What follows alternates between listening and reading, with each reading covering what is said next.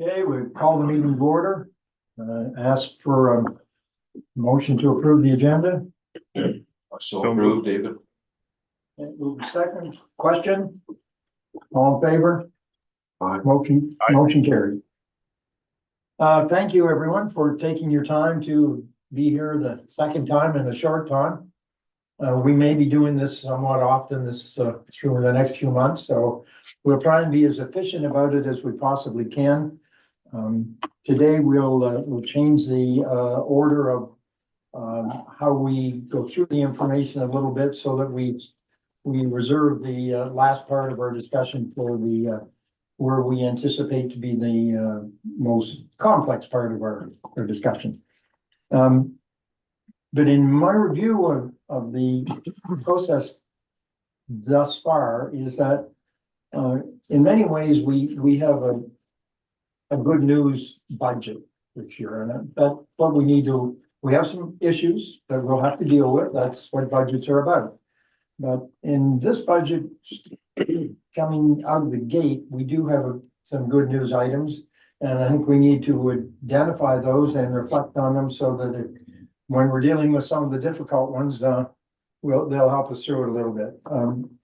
Not the least of which is really at the beginning that the member charges for new services have decreased 15%. That's a pretty significant change. Now, how we got there, it puts us at risk in 2 years. Maybe not so much, or even next year, because we're using second year surpluses to bring some of these things about. Nonetheless, it's good information for this year.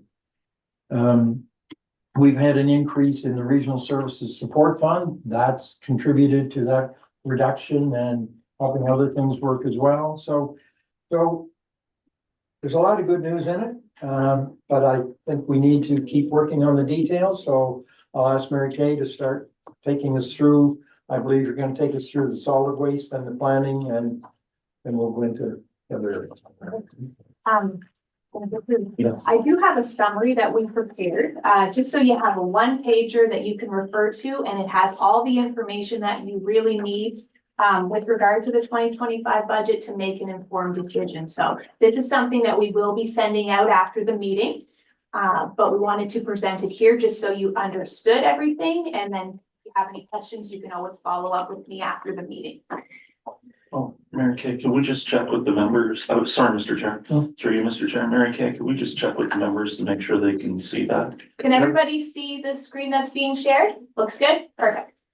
Okay, so this is very similar to the information that we prepared last year, and we found that the feedback we received was it was helpful to understand the budget because it's a lot of pages. When we went through it last week, there's a lot of information in there. So this is just a high-level summary of what you need to know to understand the 2025 budget. So what you'll see is all of the various funds that we have to the left-hand side, from cooperative and regional planning down to sport, recreation, and cultural infrastructure. You can see the 2024 column. That is the approved budget for 2024. So it was the amended budget that went through. So that those numbers are reflected there. So the cost for 2024 totaled $18,236,000. The budget that we reviewed last week, you can see in the 2025 column, and you can see that that total budget, when you add it all together, is $21.173 million. So it's an increase of about $2.9 million over the previous year's budget. The next two columns tell you what the increase is related to. So for solid waste and power generation, there are two changes in reserve fund transfers, which we talked about. For power generation, that $522,000, that's really the difference between the surplus we projected in 2024 and the surplus we are projecting for 2025. So that amount would go to a reserve fund. Sorry, Mr. Chair, sorry, Mary Kay. Yes. To the other members, I apologize. Amanda, could you switch back? Director Rogers is telling me that she's online, trying to be admitted to the meeting.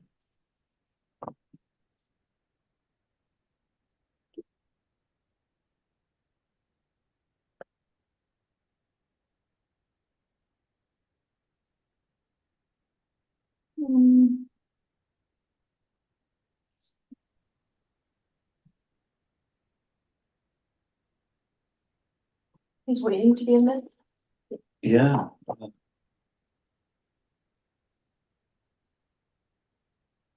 Possible it's a previous minute meeting or something like that.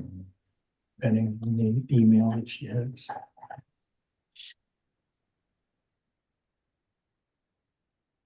What would you say?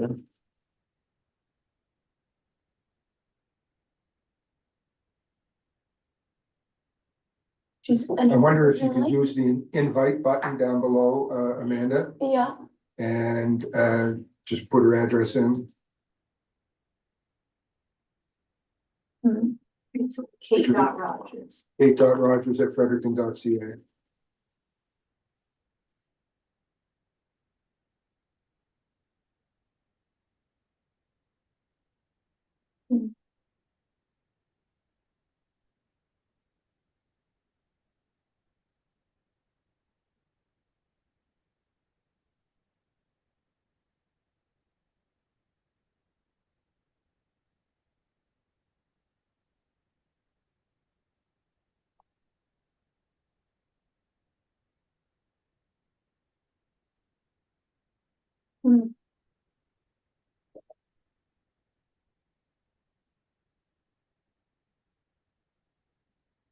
Interesting, she's not showing up.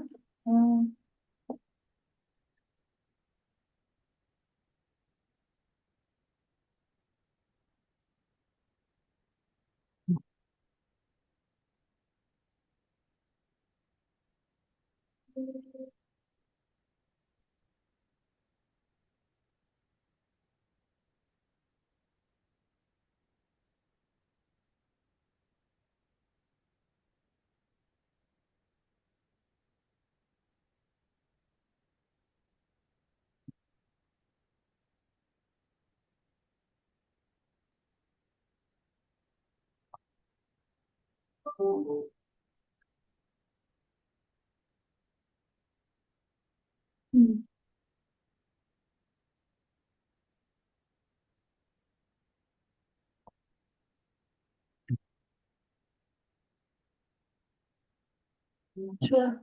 I'll take this in, if you want, I can, Oh, wait, because it's important that yeah. Yeah, I told her we were sending the link to her, Kate.Rogers@fredericton.ca account. yeah. And she keeps saying, yes, it says someone should admit me shortly. Someone will. This doesn't show as there's anyone else waiting, because this is where that would show. I'll just ask her if she. Oh, there she is. Hello? Sorry, Mary, good, Mr. Chair. is there. She, It's just loading up. Okay.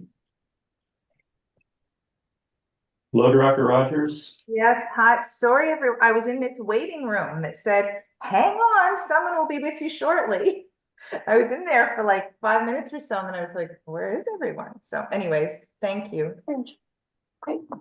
so we'll, we have started, through, but, we haven't, gone very far yet.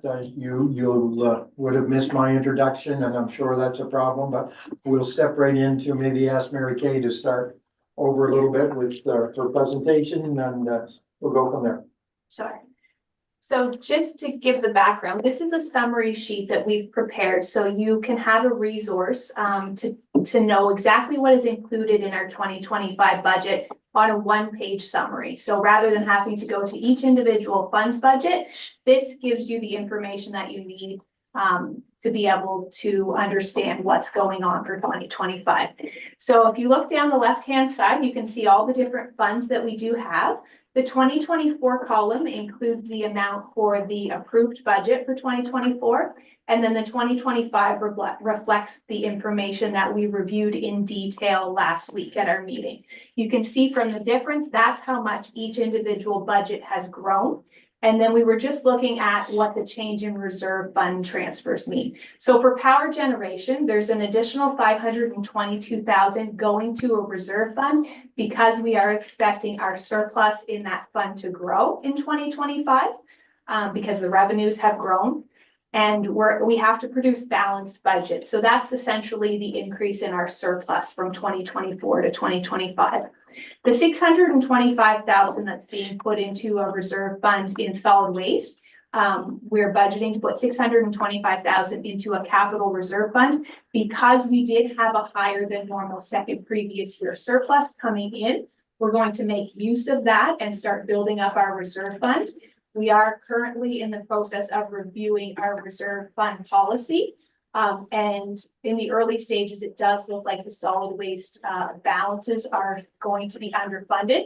So we're going to get a jump on those balances with the extra second previous year surplus that we do have coming in 2025. So the last column that you see the numbers is the actual expense increase from our 2024 budget to our 2025. You can see each of those budgets have grown.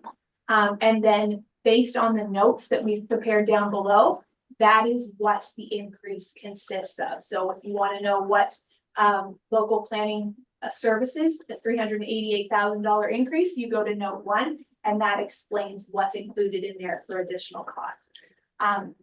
So how are we paying for this additional expenses that are included in 2025? Director Corey he referred to it quite well. There's two major things that are going on. The first is we do have an increase to our regional service support funding. The amount that it increased from 2024's budget to 2025's budget is $1,027,000. We do have a decrease to the amount that we're charging to the members. So that's a decrease of $203,000. That includes the $377,000 for the new mandated services, plus the increase to planning and development of $173,000. So the two of those netted together comes up with total savings of $203,000. We have increases in our second previous year surplus of $1.3 million. We have tonnage increases. So you'll recall when we reviewed the solid waste budget, we went from 84,500 tons of garbage. We've increased that to 86,000 tons because our tonnage has continued to grow. Our C&D tonnage is also up, so that's reflected there.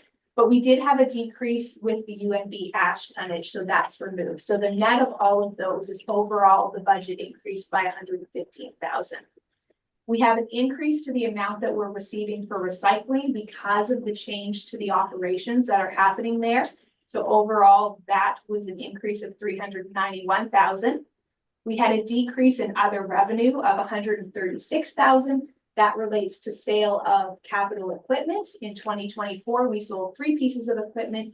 In 2025, we're only budgeting to replace 1 piece. So that's why you see a decrease with that number. Our power plant is producing more power than it's ever produced. So we've increased the revenue by $400,000 there.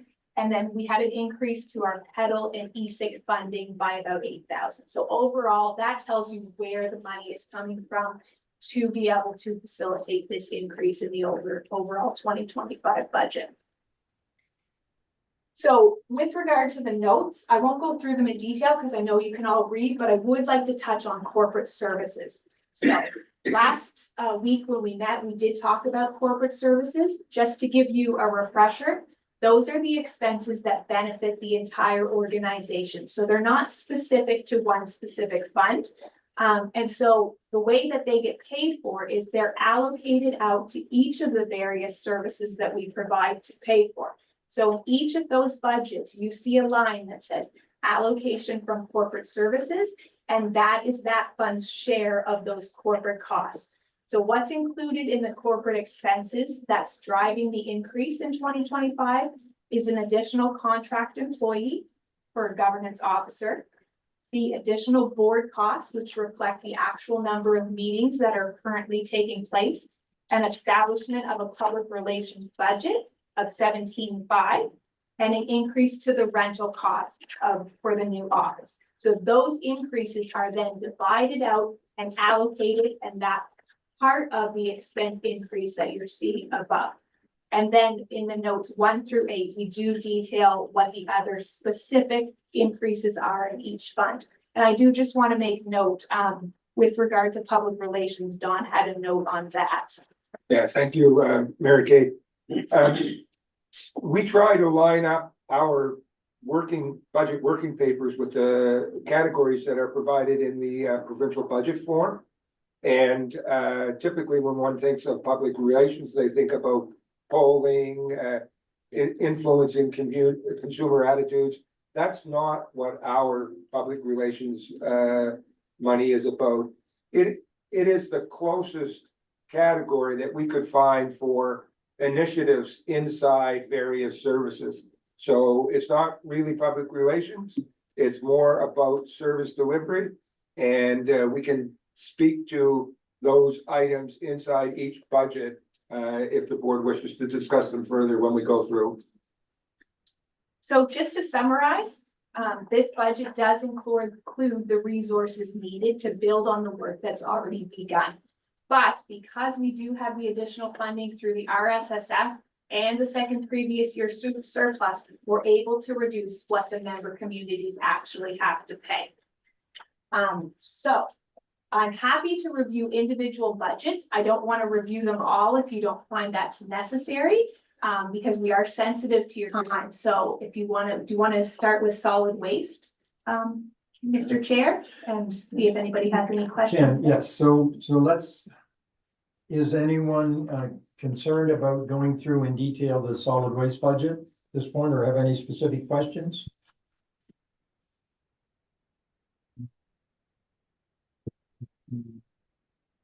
I'm not seeing any, so we'll, the next area would be to move into planning. And are there any questions among the users of planning related to that budget or others if they feel that impacts us corporately or otherwise?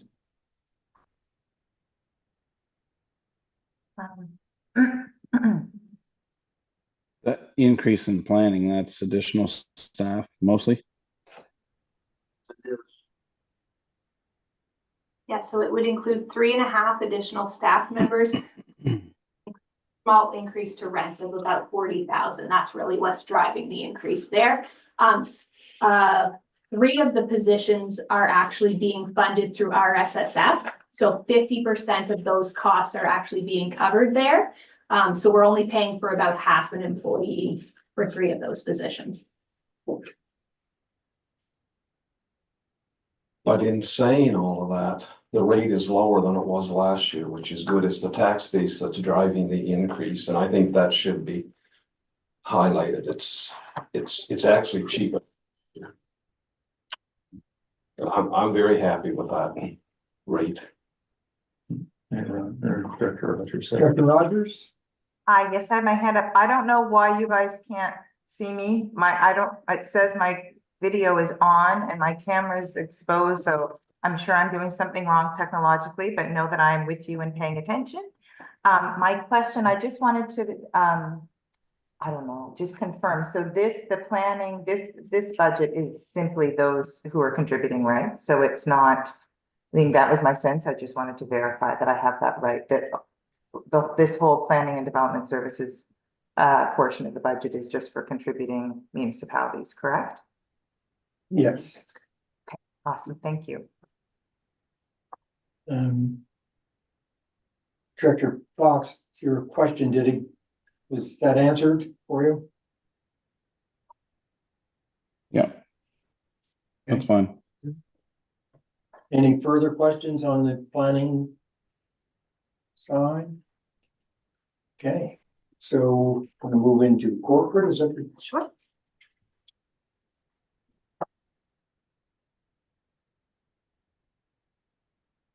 Mr. Chair, if I may, sorry, Mary Kay. I just want to let the directors know that Brett has to leave. He has a hard stop at 12:30. Just in case there are any questions on the solid waste side, he's heading off to meetings to look after some of those important issues that we've been waiting to hear about. So we want to make sure he gets on his way on time. So if there's anything there, I just thought, sorry, Mr. Chair, I just thought should point that out. Thank you, John. I appreciate it. No trouble, Brett. I think if there's no questions, Mr. Chair, we should let Brett go at this point. Absolutely. You're excused. All right. Thanks, everybody. Happy negotiating. Yeah, be tough. Yeah, thank you. I will. So Amanda's just gonna bring corporate services up on the screen. And we did touch on it with the one-page summary. Yeah, that's perfect, Amanda. The drivers for 2025 is the additional contract employee, the board costs that reflect the actual meetings being held, and establishing a public relations budget, which we previously did not have, and the rental costs for the new space. So overall, if you skip to the next slide, probably. Overall, those costs are up 266,000. And those are then allocated out to the various divisions to pay for. So that's where you're seeing there's the salaries and benefits is up 106,000. Our governance expenses are up just under 30,000. And then the next page, you'll see the administration expenses are up 130,000, which is 100,000 of that is the increase to the rental cost for the new space.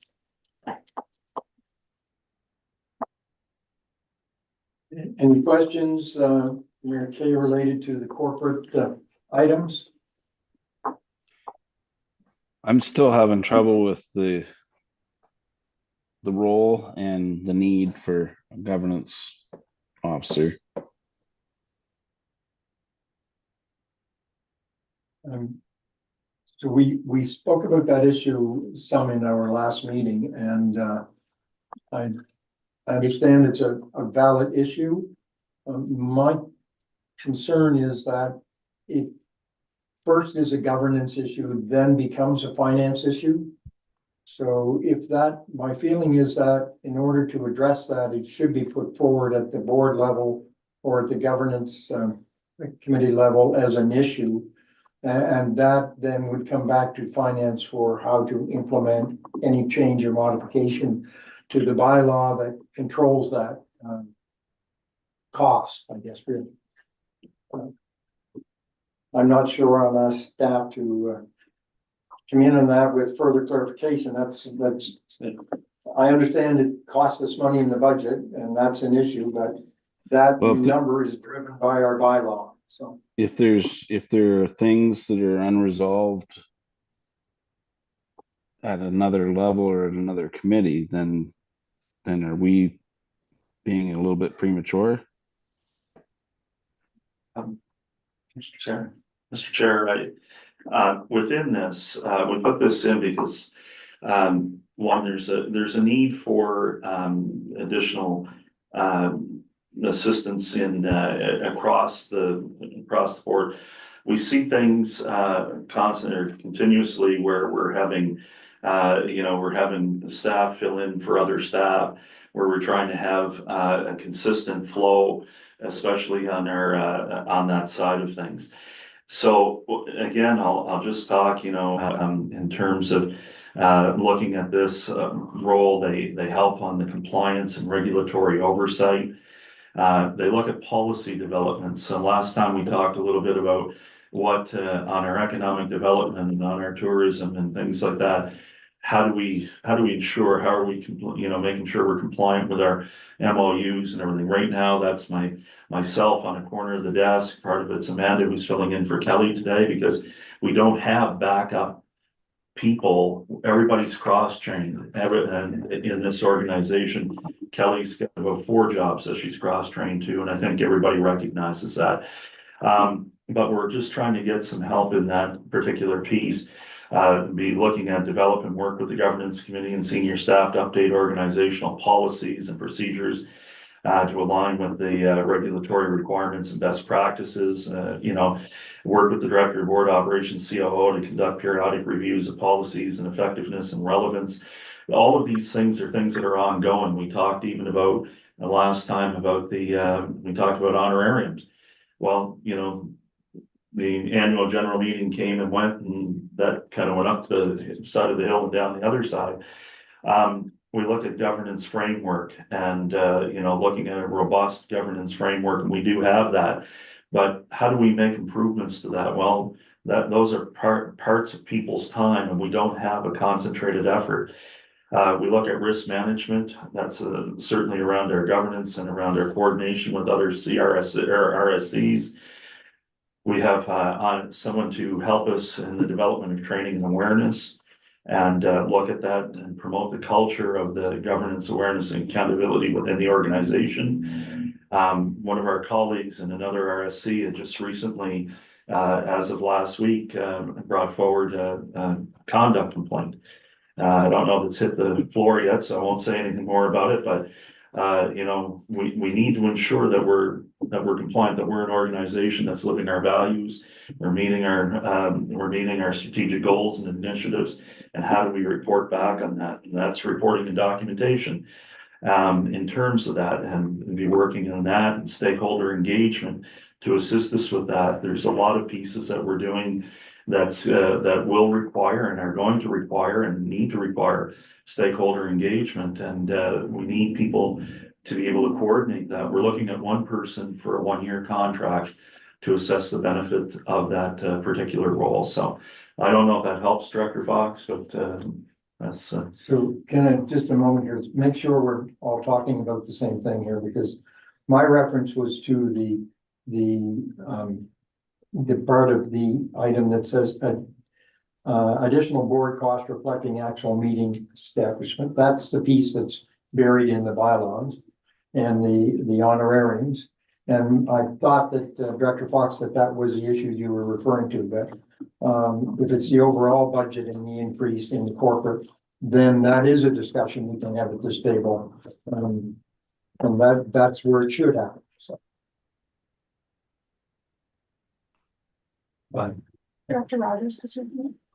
I think Don and then Director Rogers. Thank you, Mr. Chair. With respect to this additional staff member, the directors may wish to bear in mind that the commission was launched in 2023, and there's been a growth in area of responsibilities, duties, and tasks for staff. And we're just experiencing that now. Right now, we have been able to keep up by people pitching in, but it's not sustainable in the long run. And that's the reason for this request. It's Director Fox asked about, you know, are things not getting done? Well, things are getting done, but they're not getting done on time, and they're not getting done to a quality that you should expect from us. And so that's our response to this situation.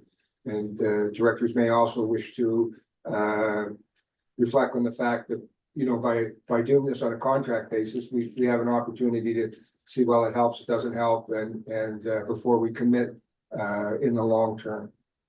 Okay, so Director Rogers, I see you have a question, but I'd like to just drop back to Director Fox to make sure that he's okay with the various answers that we've given him.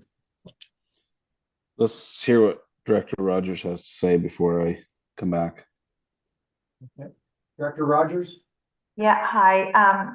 I think I'm in alignment with Director Fox, sort of a concern for adding this position. You know, we're one of the regional service commissions that has both an executive director and a CAO.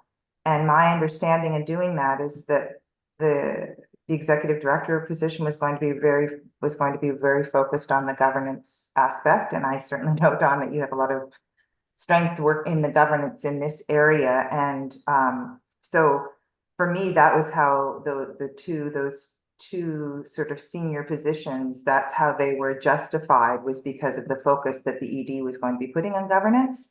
It just seems to me that, I don't know, look, every time that our city looks at a budget, rationalizing additional staffing is always, you know, one of the biggest challenges. And we, as a council, we always work to make sure that every other option has been explored before we make that investment. And I would like to think we've done the same. Like, I know, you know, even committees, there should only ever be maybe one staff person, an ED and the CAO and another staff. That should be all. Like, are we maybe, I don't want to get into operations, but I'm just saying, until I felt that every other avenue is exhausted, this idea of adding staff just always makes me a little bit nervous. And this is a similar approach. I know that that we take to doing it at a city level. So I apply this sort of same thinking here. I'd like to think that everything else is exhausted. I'm not so sure based on what I've witnessed that that has occurred. Thank And you, I think Dr. that this Rogers. is the exact place where we have these discussions because we're going to be recommending a budget and I've struggled recommending a budget with additional staff. Director Fox? Yeah, no, look, we all need more staff. We all went through the same thing. We all increased, and as a municipality, we're faced with the same thing. We don't have the luxury of just adding it in and like where it comes directly off of taxpayers when we do it. And I think that's the way we need to collectively look at it from a regional standpoint is it's going to come out of the taxpayer's pocket. And if we have, it may not be perfect right now, but I'm not hearing any bad news that it's not working. And I'd rather stay the course. Director Duplessis? I kind of have a different view, I guess, of Director Rogers and Director Fox. I think if we were hiring somebody like for a number of years, full-time, permanent, but this is a trial run of 1 year. And I think it's a great trial run to see exactly what we need and what kind of help can be provided. And it may have to be fine-tuned down the road, but a 1 year trial run to me is not out of the question. I Thank think you. it's a good investment. Director Hayward, yeah.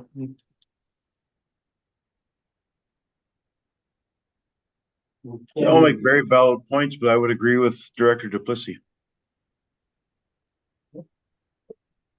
Thank you. Through you, Mr. Chair, to the directors. The reason you're not seeing anything is because of the dedication and the hard work of the existing staff. We have staff that, had struggled to get vacation leave because of commitments that, are ongoing and the level of work that was going.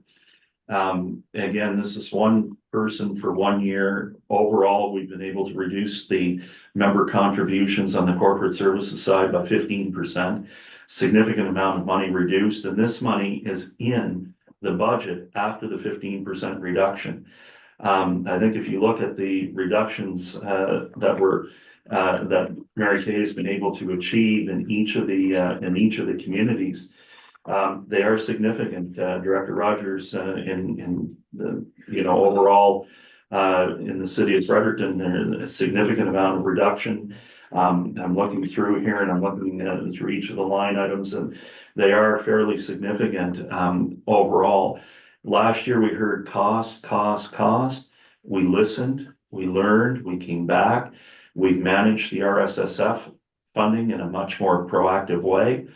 And we were able to reduce member contributions and to look at bringing an additional staff person in for a year. So, I know I'm kind of pleading the case, but I'm just saying, I think that there's a valid justification considering, we could have easily, had we wanted to be sleight of hand or anything, just try to make a case and just reduce the contribution less and bake a position in, and we wouldn't do that. We have a lot of integrity. We're built on fiscal responsibility, transparency, equitable treatment, and we think this is a balanced approach moving forward. Okay. Any other comments from the other directors? Well, I'd just like to point out, I think it's been said that a lot of the decrease in the member services, if I'm wrong, correct me.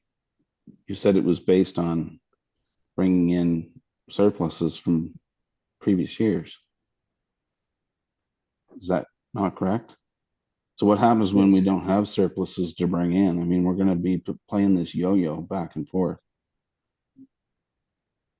Good. It's an excellent point. It's something that all communities deal with when you have that second year surplus, and it's always a trial to to try and understand what you want to do with that, whether you want to do something new with it, or whether you want to roll it back, because you know the following year you're going to have to take it back again, and that's a question.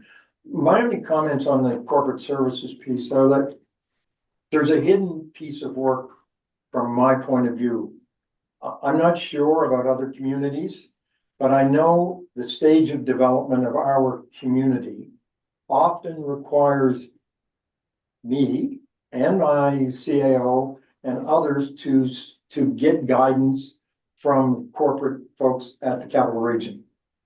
And that can be time consuming, but it's incredibly important to us because when we go to ELG for direction, they will not give you anything except the Bible and just repeat it back to you. So I value that portion when I can have a conversation with John or Don or Lonnie about a particular issue, but that's, and you could say that's in their job description, but it's work. And every time I ask a question, it's work. It's more work. So I appreciate that. And I don't think that comes to the top easily when you look at how corporate services get managed. So just a point there. So at this, go ahead. Director Hayward, I thought you had your hand up, or was that from previous?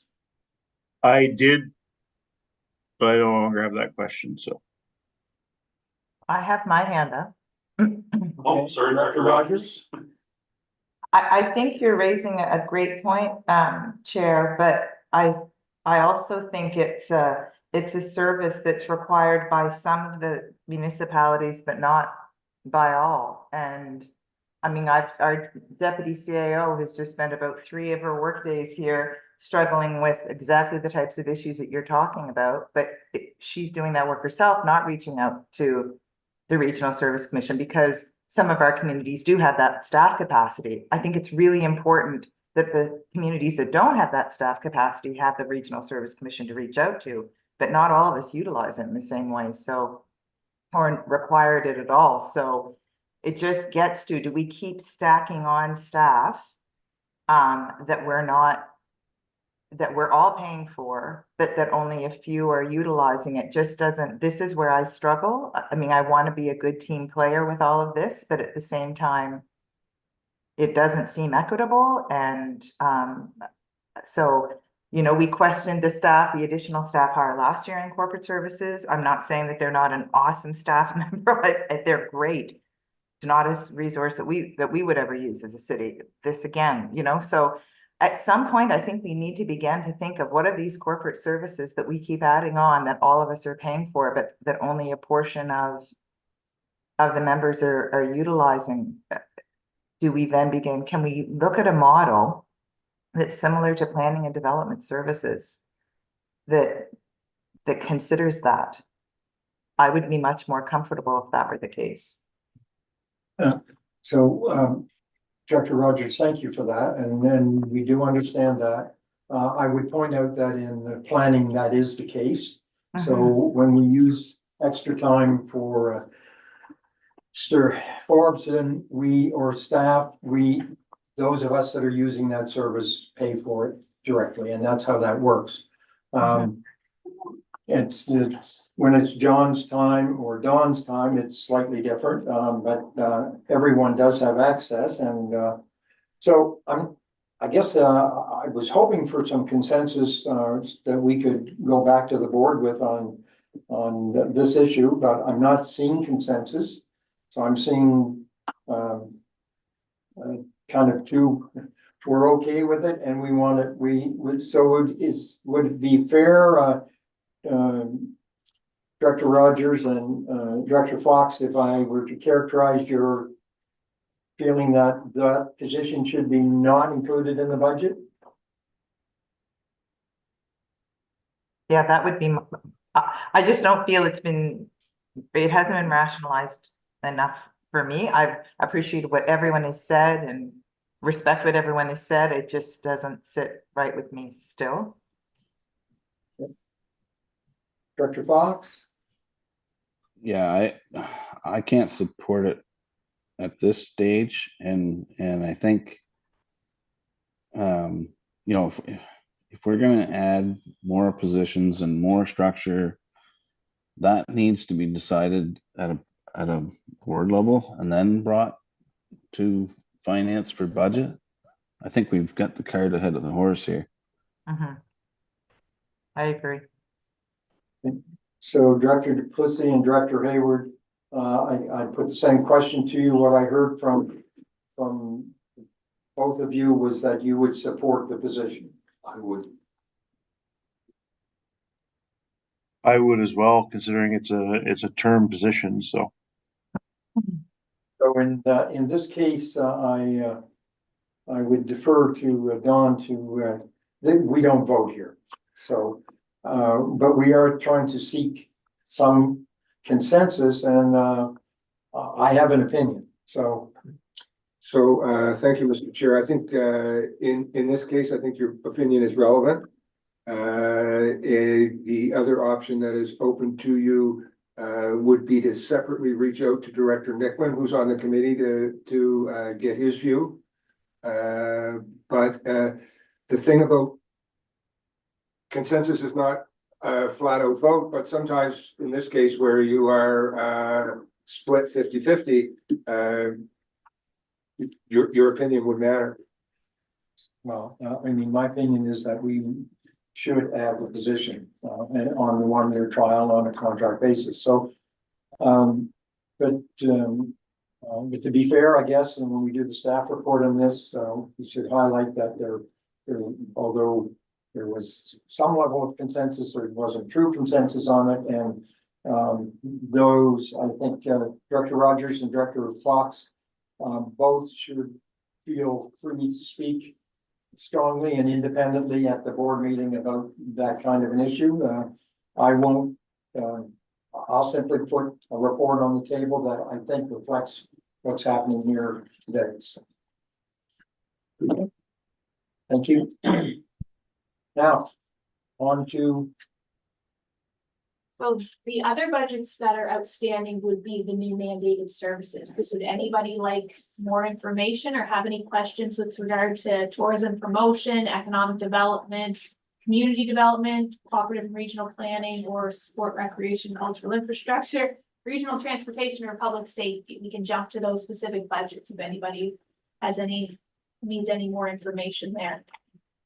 They're all relatively straightforward, but there might be some specific questions. Any Did we, question?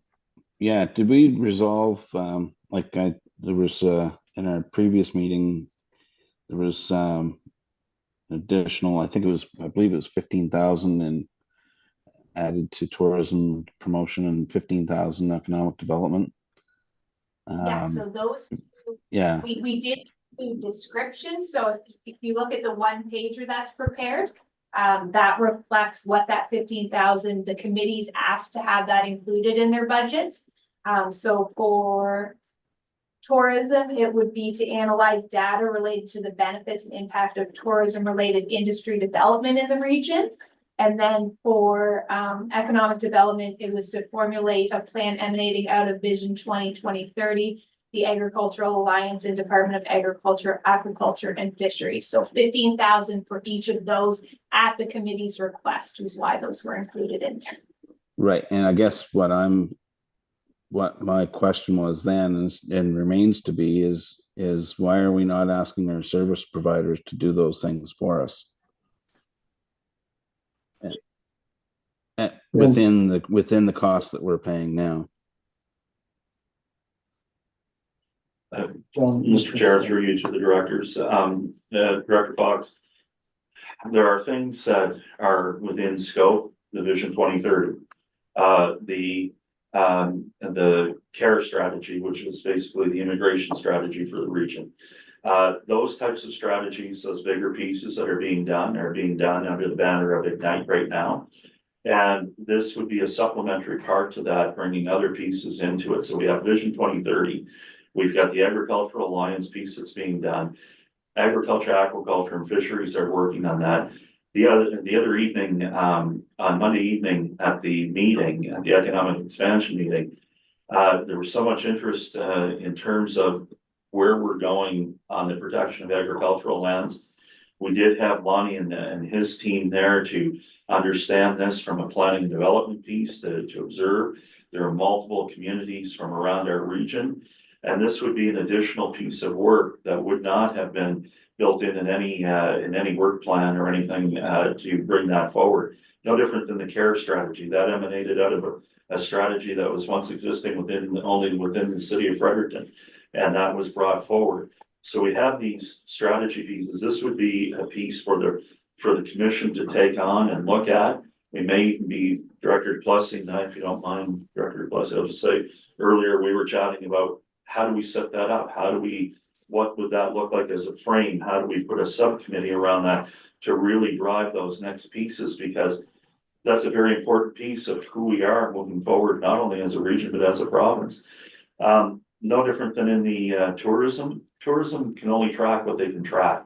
Usually hotel stays, various things such as that, the hotel levies, the number of the reports back that they get from communities. The committee had wants to develop a scorecard where they can look at more granular data. And that's not within the purview of the MOU that we've signed on tourism promotion. They are trying, in fact, to geofence some of these areas.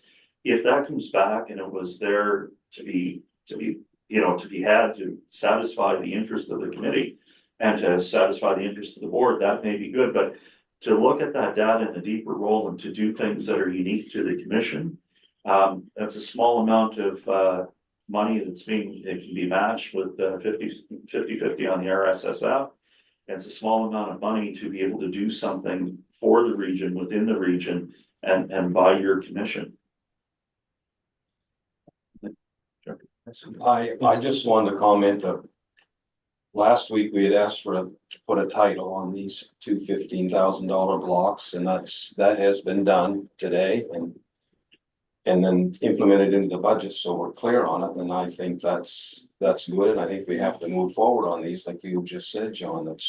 It's over and above the scope of economic development and tourism, and it takes funds to do that. So we have a clear result at the end of the day to know whether we're, like Central York's paying just under 40,000 for tourism. Like, what are we getting for it? We need to have some insight on what we're getting rather than just shipping out some money. And the same for economic development. What's our end result? And then being on the Ignite board, we've also asked lately, we don't want the general results of all 13 municipalities plus the rural district. We would like to see what you have done for each individual municipality. So we have a better idea of what's going ahead in each municipality, and it takes funding to do that. Nothing comes free. So it's just my point on it. Mhm. Any further questions or comments on that?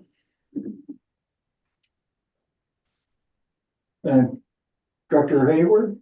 No? No? Nothing to add at this time. And I know we have a little bit of a limit on today for one of our directors, so, and probably all of us, but, and it's usually, when I get to this place in my own council, it's usually story time, so. But I did work a number of, all of the McKenna years. And I was impacted by the many decisions. But one of the learnings that I came away with in that time was that we as managers then worked hard to eliminate little pieces out of our budgets and cleared up things and cleaned up budgets, and to the point where we left nothing for the people to work with. And then nothing happened. Then we had to start getting rid of people because, but in this case, our committees have asked for support. I think we have to believe that those directors that are assigned to those committees have good, valid discussions as the rest of us do. And then that when they make a request to us, something they support as a committee, and it's work that they believe needs to get done. So from my point of view, I would look at the amount and say it seems reasonable, and it allows those committees to deliver on work and be more engaged in the process. So. End of story. Director Rogers, comments?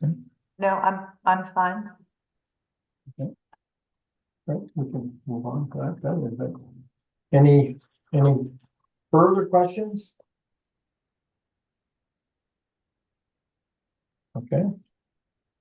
Not necessarily, more questions. We're there, right? That's everything we had prepared to talk about. So. Okay. Anything that anyone would like to add to our discussion before the rest of us enjoy the rest of the pizza that's here? Come in, we'll feed you. Yeah.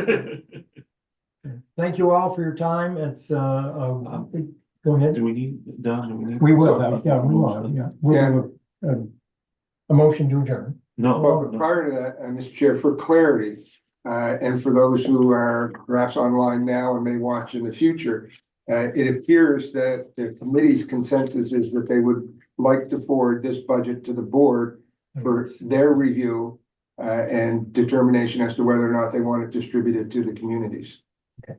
And I think we need to make mention in that although we did have a level Yes. of consensus, there were concerns in certain areas, and that can then be debated at the board. And your point that the individual directors who have challenges, are more than entitled to express their opinions at the board level and see if they can build consensus around that. So is everyone all right with that, moving forward in that, best we can be, all right, I guess? Yes. Good. Thank you all. Motion to adjourn would be in order. I so move, David. Okay, seconder, Seconded.